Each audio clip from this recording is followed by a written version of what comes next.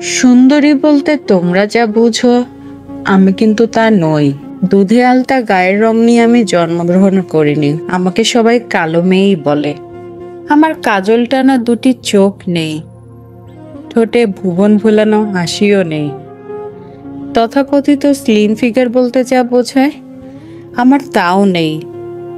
মোটামুটি আমি মোটা বললেই চলে।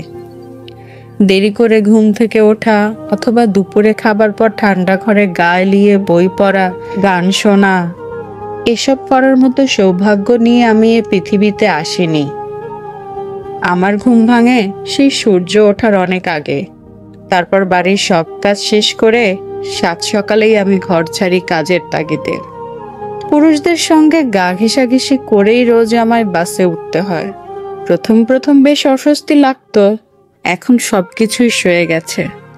আমার মতো অনেক মেয়েরই জীবন হয়তো এভাবেই চলে।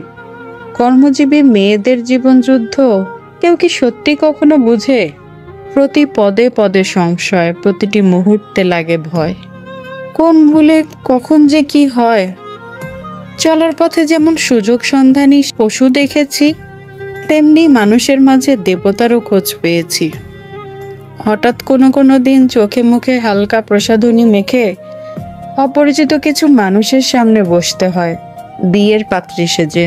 পাত্রী হিসেবে আমি কখনোই কারো নজর কাড়িনি। পণের টাকার দর কষাকষি চলে, আমার সাধের ঘর হয় না বাঁধা। প্রতিবারই বিয়ে যায় ভেঙে। পণের টাকা জোগাড় হয় না বলে আমি প্রতিনিয়ত যুদ্ধ করি নিজের সাথে।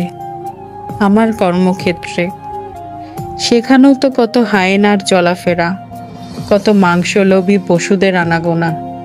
মানিয়ে নিতে নিতে আজ আমি ক্লান্ত, কিন্তু হেরে যেতে তো পারি না।